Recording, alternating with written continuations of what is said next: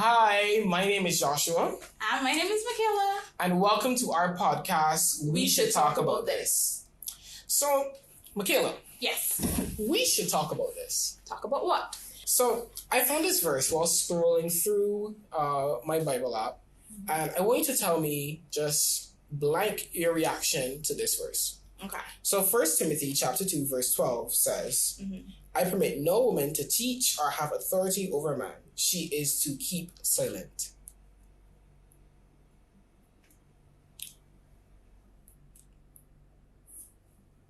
Well, I guess I'm listening because I'm keeping silent. That might be the best reaction I can give. At least the most wholesome one.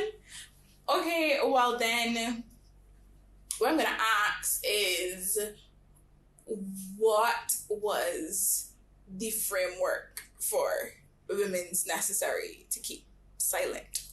Like, how did we arrive there? Good. I think that's like very, very good for the start, because a lot of the times I find that when we get into the discussions, anything about the Bible is generally out of context. So what we should do is find the context first, and then see from there where we go. Okay. I just remembered that the site is on my computer.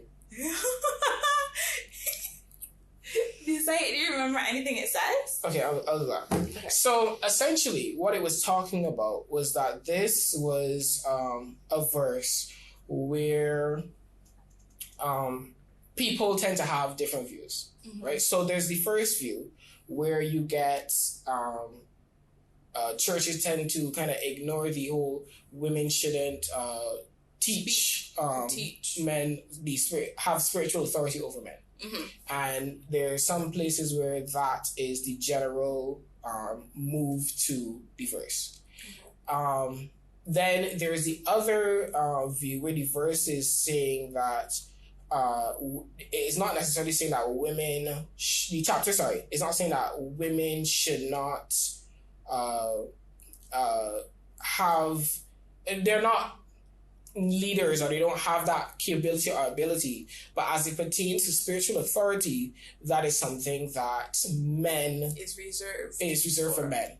So the chapter goes on to say that Adam came before Eve, and that Eve was the one who was deceived and ate the apple. Okay.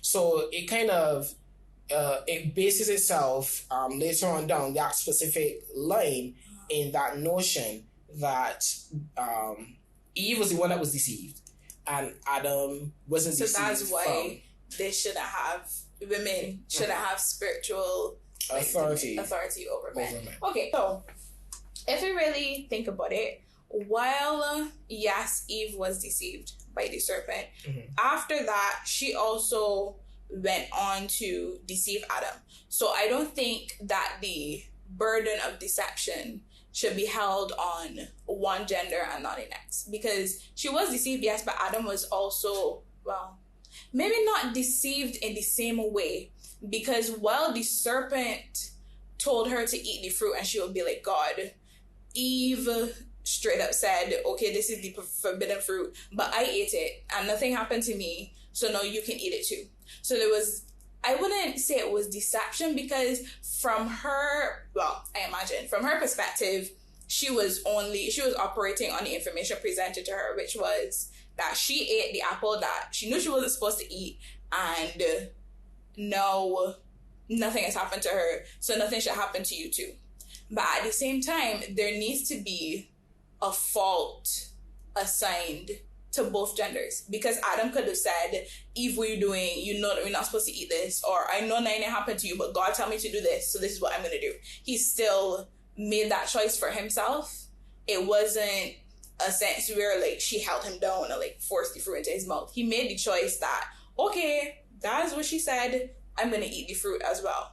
So the whole argument of that being the basis of his superiority or spiritual dominion over whatever is a little shaky, because while she was deceived, he made a knowing decision to go against God. At least that's how I see it. And I think that is the basis of a lot of reasoning for why in society women shouldn't be able to do this. Now, I must note that in the Methodist Church, we have a lot of women in high positions.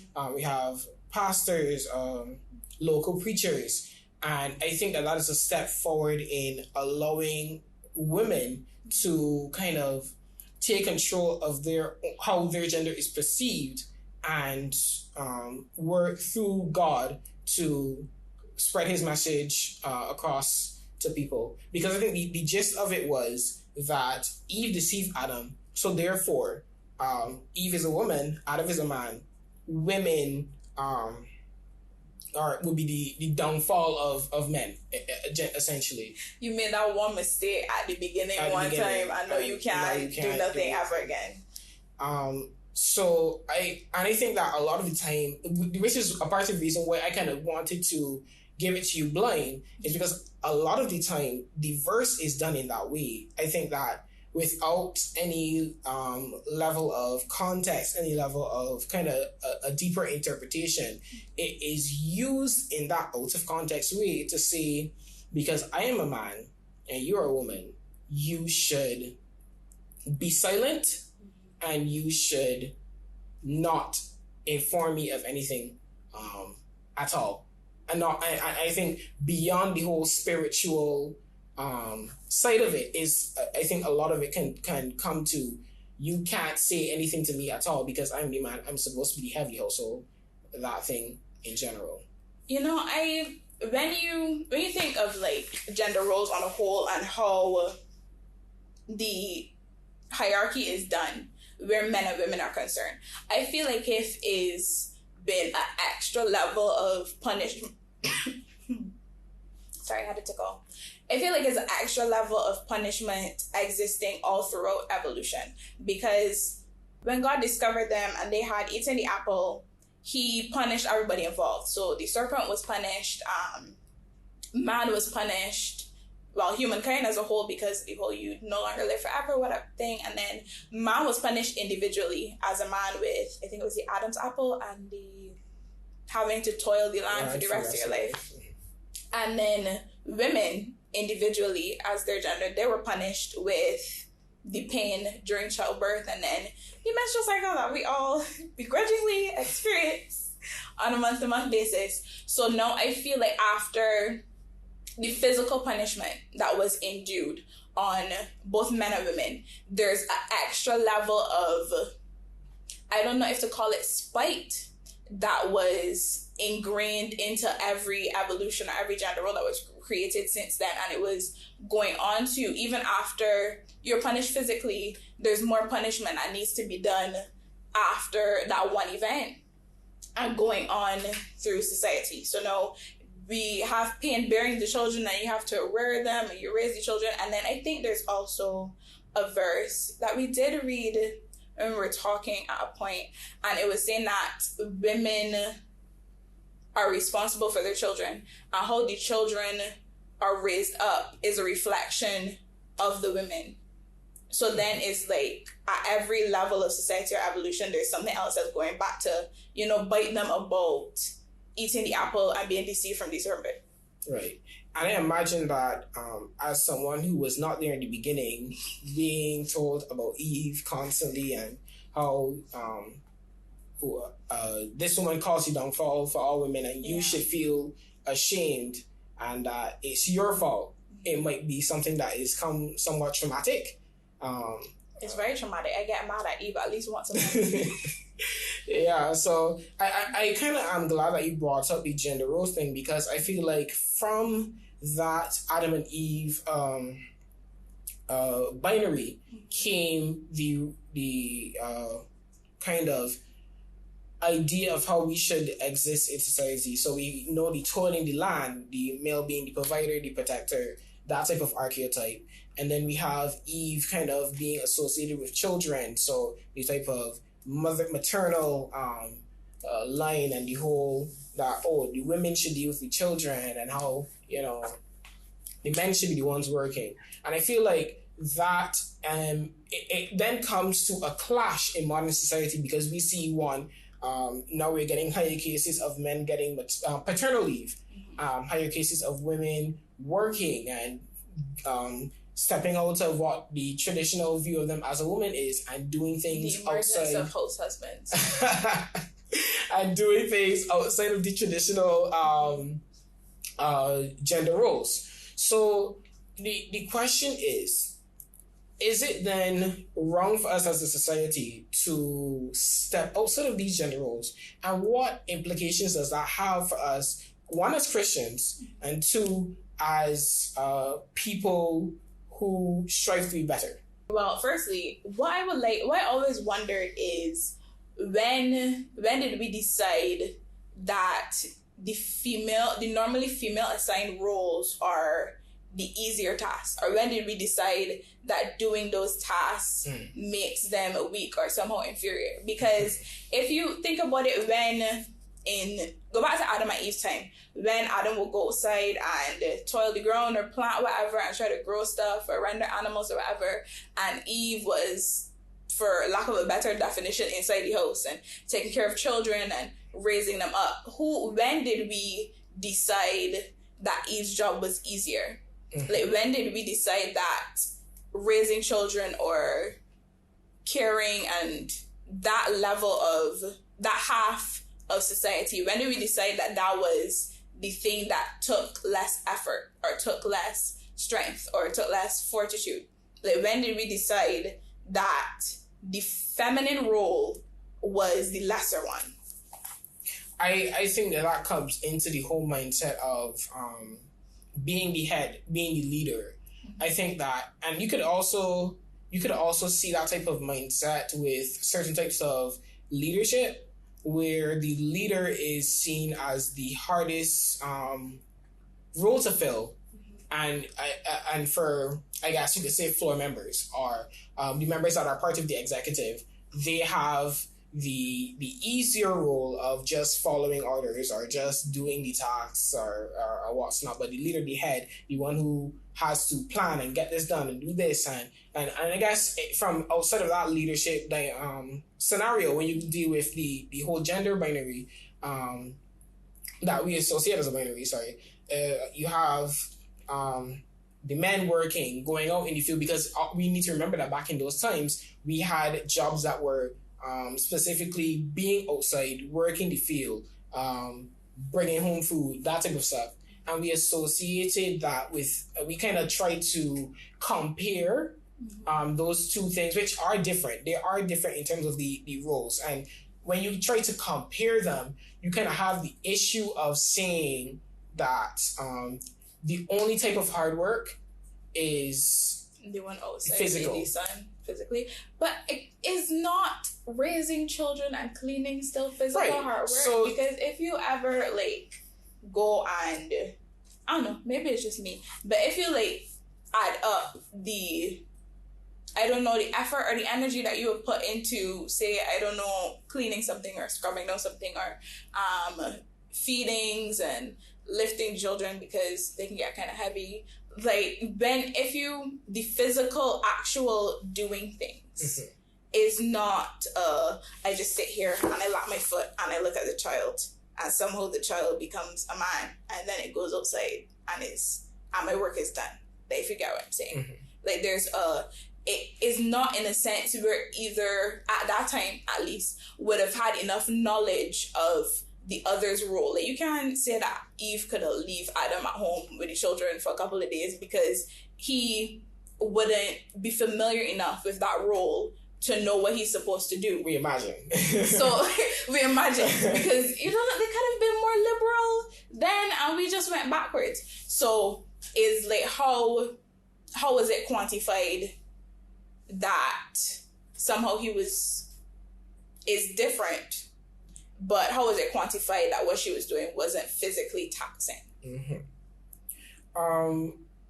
I think that's what we try to do from a place of ignorance. I guess you could also say from a place of, and these are things that progress over time. We had different eras, different periods, different types of mindsets that were brought out from those periods. So I kind of have to say that I feel as though it came from that separation, saying men and women. Then you go from I do this is hard on me, and you're inside the house. You're not coming out and sweating and hands dirty and stuff like that. So when you look at that, because there's, I guess, a physical kind of effect. So you have the dirty hands, the sweat, the tiredness, all that stuff, and then you don't look at, I guess, the effect from the being in the feminine role isn't, well, I wouldn't know, but is it as visible for people to say, okay, so this is taxing as well? Because I would imagine that is the mindset that came from that type of men work harder than women, or men are more valuable than women because we do this type of work. Okay, I guess I can see what you're saying about the physical evidence of toil on the man's perspective, and I can't speak for what physical evidence of toil Eve certainly would have had, or maybe any women in that time would have had, because obviously after a while you would have been trained to, like, as a woman, you're trained not to show evidence of your toil. So it comes, if we're moving away from Eve now and we're in more modern times, as a woman you're socialized to that even if you're in pain, or if whatever you're doing is hard work, like, you're not supposed to sweat, you're not supposed to look dirty or disheveled, you're not supposed to show evidence that you were struggling with anything. It's supposed to be like all inside. And then the only evidence that society acknowledges is when a woman starts crying or she gets emotional. So then it's like you're not trained to allow any physical attributes of any work or any toil or any hardship that you're going through to show. Whereas men is more like, in terms of the sweat and the dirt on your hands and stuff, that's fine. That's how you know he's a man. Look, his hair on his chest, he has sweat coming down his brow, you've seen he's been in the sun, he's been doing this. So I guess because our role, a lot of it is more hidden and we deal with it ourselves, and we're certainly starting to, more publicize the struggle and stuff and the stuff that we go through and that we do day to day. But for a lot of time, it was, you didn't really know what was going on inside the house on that side. And then you have to, I was going to bring up the fact that then there's the additional layer from the spite that comes from that type of Adam and Eve type of mentality. Well, not mentality, but, the whole women being unclean during their time of month, and then the whole women have to be submissive to their husband. So they have to, as the husband comes home, they have to tend to him, they have to care for not only him, but the children as well. So there's that added layer of work that we don't see behind the scenes. I feel like from my view, I feel like a lot of the struggle from men is very visible, and as you were saying, a lot of the struggle of women is very kind of behind the scenes, because you're socialized to kind of brush it away and present yourself as this type of woman.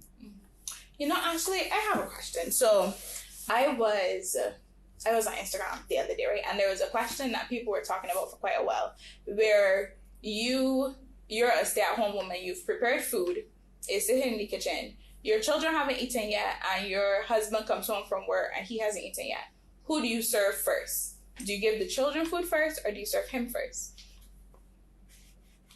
So you're asking me to put myself in the woman's perspective? No, I'm asking you, as the man, do you expect to be served before the children or after?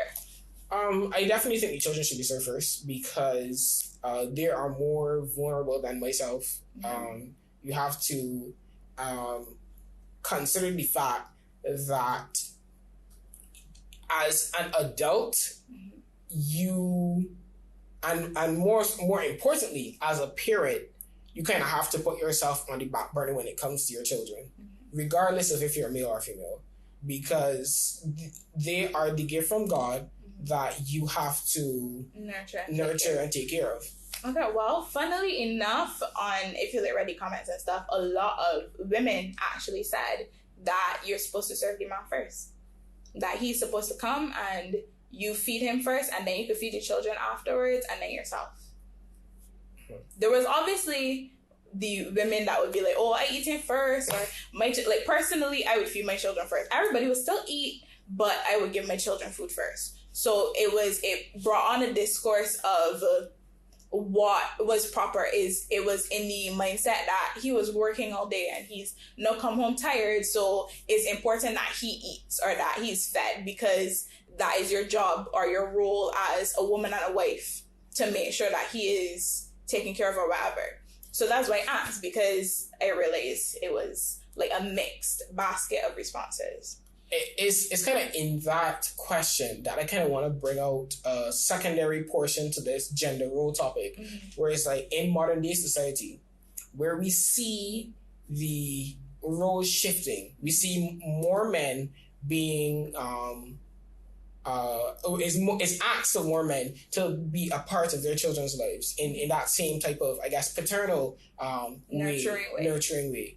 And then you have women going out and working for themselves and becoming more independent and stuff like that. What do you think that has to posit on the family unit? Because I find that a lot of the time people say that, women shouldn't work because who's going to take care of the kids? And then it's like you kind of put all of that responsibility on women, and then you...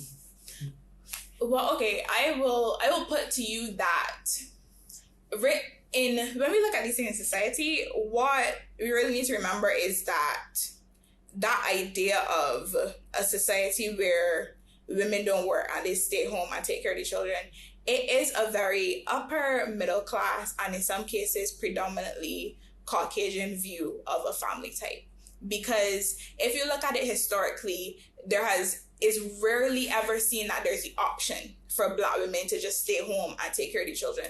It got to the point where, especially in times when the only occupations women were allowed to even do were kinds that was an extension of what you do in the house. So you leave your house with your children to go to somebody else's house and take care of their children. Now, that's not what everybody was doing, but it was definitely a very prevalent female job. So from the time right after slavery was over, and I can't even fully speak to the slave because everybody was doing the same thing in slavery itself, but when you started to see women in the workplace, they would always, a Black woman at least, would have always been working. So it was always within their family type to work all day, come home, cook, and still take care of the children and do all of the housewife work as well as the breadwinner work that you're now seeing more of all of society, even upper middle class and stuff,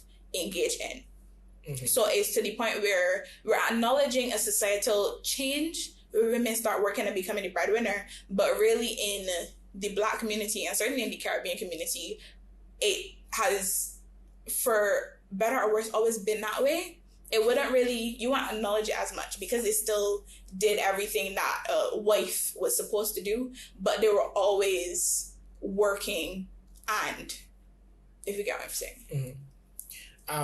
I definitely agree with that being a kind of Americanized type of unit, because growing up, both my parents are working. And I don't know how it was for my brother and sister who are older than me, how their dynamic in the household was, but from as long as I can remember, my mother was working at her job and my father was working at his job, and it was kind of like that kind of combined type of work, family, things like that. And I feel like, and then it also has to, I feel like if I'm thinking back on my personal upbringing, a lot of my, the kind of taking care of part came to my aunt, because both my parents were working, and like they would obviously kind of be there after work and stuff like that. Like my father would still read stories to me as a child. My mother would still have conversations with me, and we still had that family dynamic. But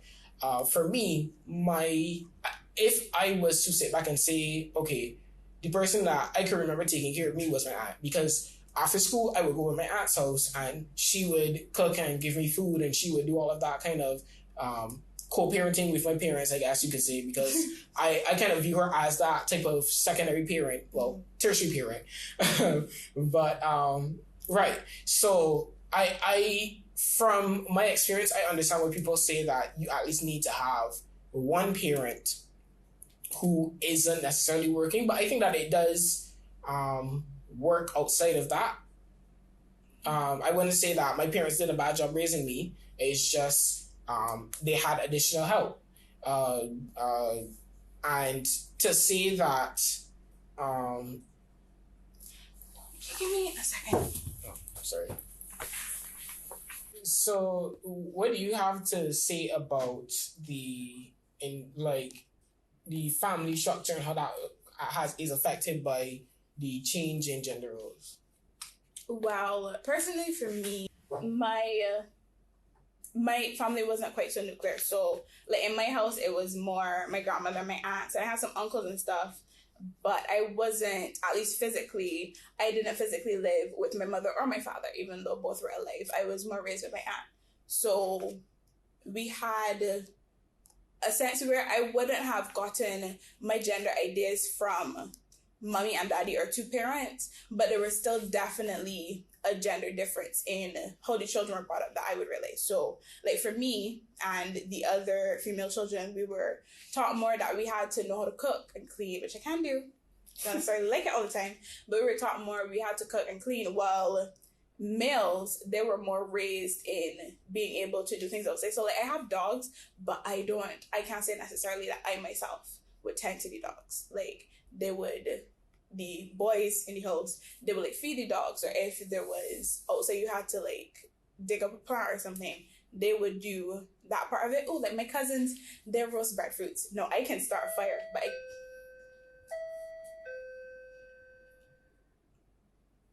right. So like my cousins who are boys, they would go outside and they'd start a fire and they'd roast breadfruits. Not that I can't start a fire because I was a girl guide, but it wasn't like something that was expected of me as a girl to do.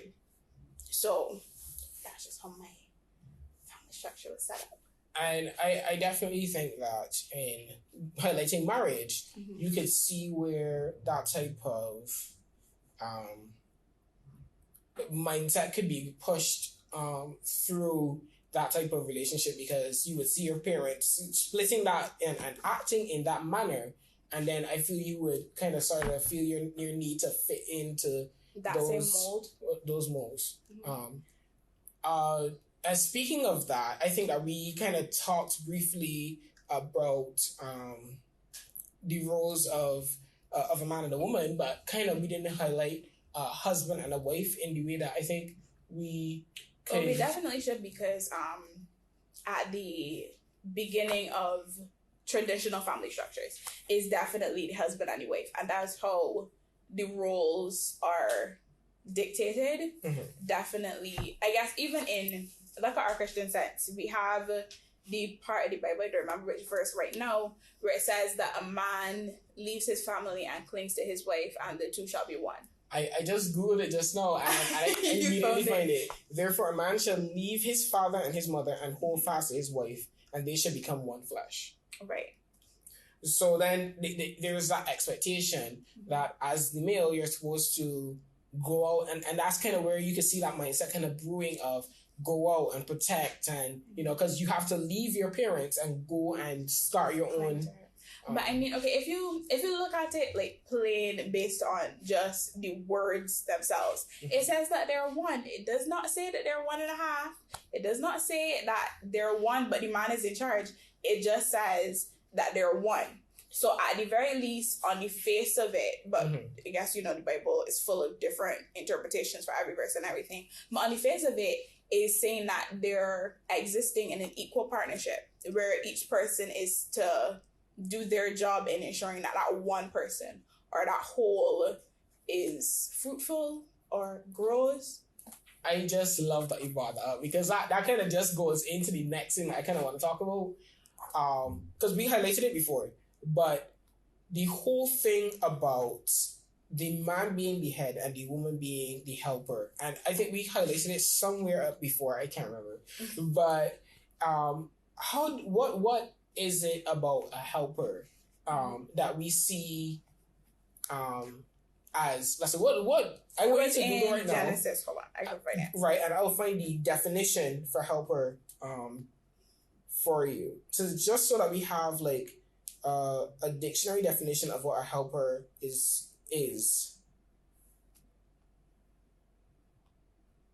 Right. So here it has that a helper is a person who helps someone to do something, a willing helper. So with that in mind, do you think that as you like scroll through, do you think that, as a matter of fact, I'll give my opinion first. Because I find that a lot of the times when we talk about women being the helper, we kind of inherently view it as being the helper a lesser role. And I think that kind of comes from viewing kind of like the assistant, you're not necessarily doing the task. It gives very Batman and Robin type.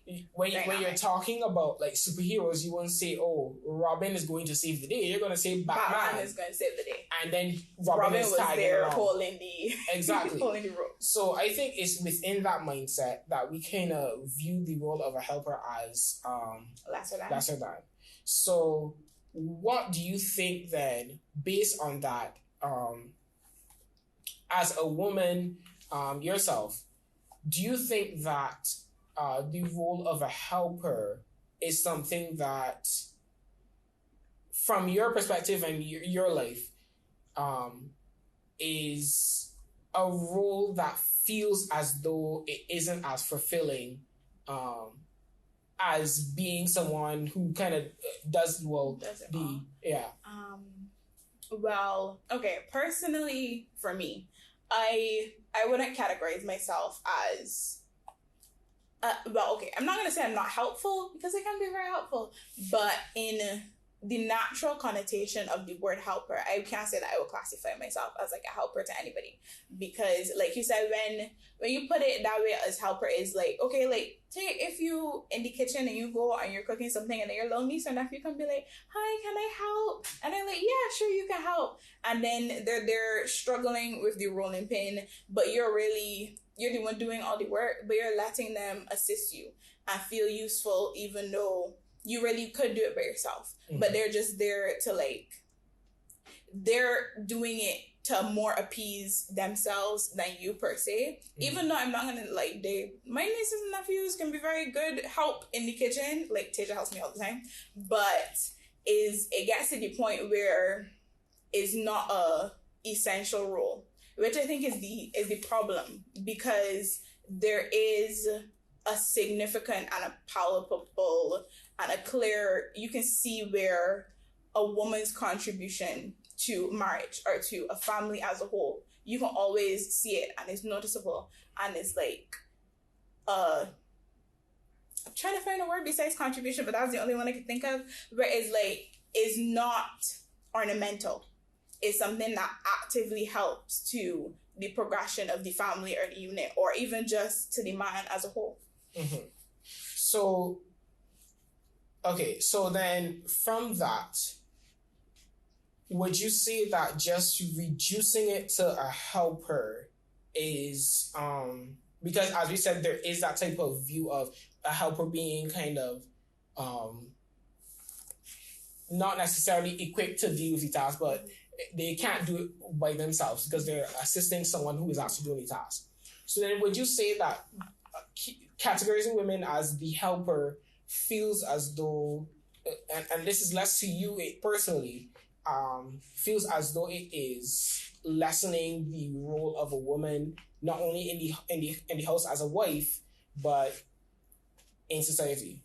I definitely think it is. While I found the rest of the supposed to be looking for. So I can see where that's the assumption that would be made, but I do think that the natural school of thought that follows the role of helper is really problem starved. Okay, let me read the part I found.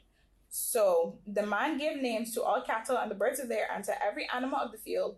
But for, this is Genesis chapter 2 from verse 20.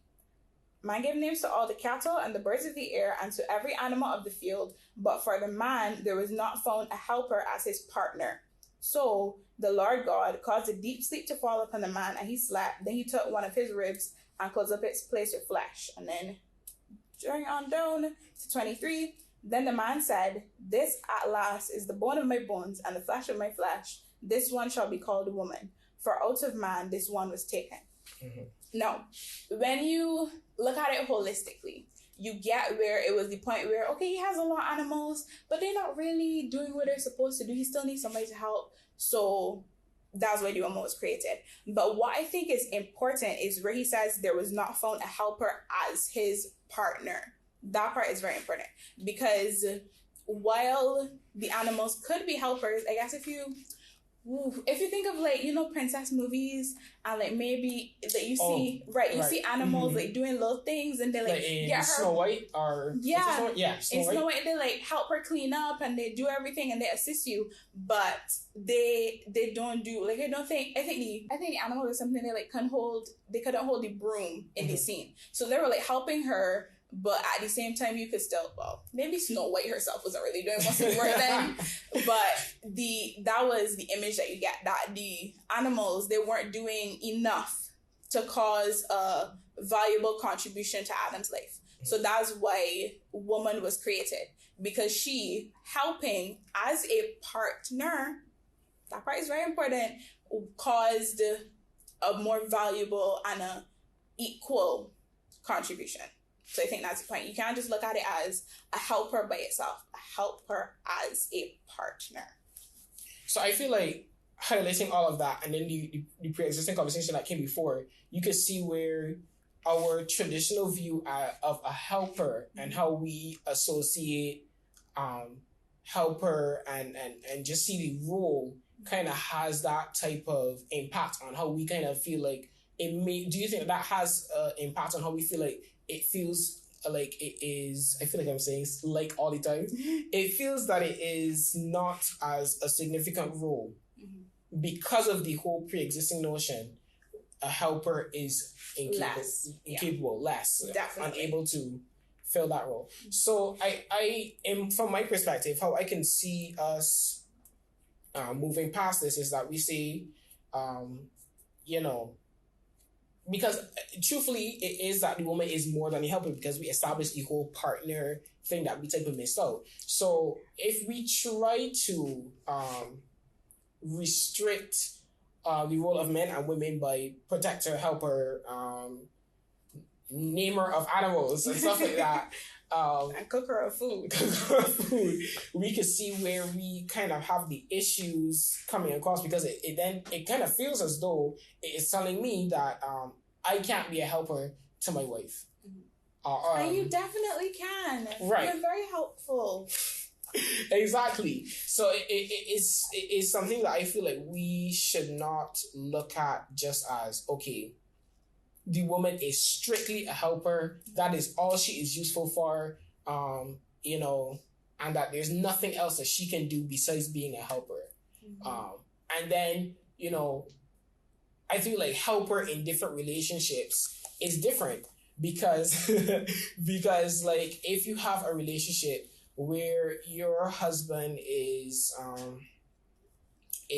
the person who is a CEO, I feel like the helper in that context might be different to a context where your husband is a person who works in agriculture, per se. Yeah, I think, I also, in addition to the dehumanizing just slightly of the woman in the helper role, I think it removes the possibility of, like you said, of the husband being helper, but it also removes the possibility of vulnerability on the part of the husband. So it gets to the point where then a man believes that his only purpose is to be, provider, protector, leader, all that jazz. So then if it is in a sense where, especially in modern times, if that's not necessarily the case, if the woman is a CEO, I know she's provider, helper, even protector, because girl power, then it is to the point where the man can't feel what his role is supposed to be in that sense, if it is that he's only that. So in a sense where a man now has to step into the helper as a partner role, or the less traditionally followed path of a man and a husband or whatever, that's where the challenge comes. I love that you brought it up, because it is just so evocative of how we base our entire identities on these roles. And then whenever we are placed in a scenario where we cannot fill these roles, because say I marry a woman who from young she makes more than me. She goes out taller. A little taller. She plays basketball. She is a CEO. How in that relationship can you find value? Right. So when we have that flip in roles, because we have women going out and being girl bosses, then it kind of then, because as I was saying earlier, we restrict our lives on these roles. How can a helper in that context kind of work? And I feel like that's where the issue comes, because it's like then you feel like as a man or as a woman, you're not. And then also we have the preconceived notions of being a helper is less. So it's like I can see where men then have this issue of, oh, I feel like I'm not what a man is supposed to be, and then having that type of clash in society. Yeah, because you don't fit into the traditional roles. And I feel like it just comes to where we come to a place where we see that helper is not this one thing. It is not a role that is less than for anybody. So helper as a partner. Right. So if a woman chooses to be in a position where she helps in the home, I feel like that is perfectly fine. And if the woman is a helper as she contributes to financial situations in the house, that is also a helper. She is helping in that place. If a man chooses to help in being the CEO, being the basketballer, being the professional footballer, or whatever the case is, then he is being a helper, contributing to the household. And in the same way, if he is the house husband, so you're on the same brain, then he is also a helper in that context as well to the household. And I feel like we just need to have broaden our understanding of what the role of helper is and the role of provider and protector is, because we all were made in the image of God, and as that was how we were made. We can't view ourselves or any other person as lesser because of the role that they fill within. Or do away with all the roles, and as long as the household is being run in a way that is beneficial to everybody, then let's be happy. And it doesn't matter who washes the dishes or cleans the floor or pays the bills, as long as everything is done and the people in the household are prospering in every way that they can, and they're well taken care of, and every part of their lives is, or at least as much of their lives is filled as possible by that union or by the family structure, whatever, then great. Make a very valid point. Of course I do. Of course you do. So I think it is with that we kind of have to say that, we had a good discussion. We talked about this. So what you guys can do is in the comments below, give your thoughts and opinions on what we discussed about. And, if you agree or disagree with anything that we have said, we would like to know what your opinions are. And we don't bite. We will engage in a conversation with you based on the things that you're saying and what we have said. So talk to us. So thank you guys for joining us today on this We Should Talk About This session. And we hope to see you next time. Bye.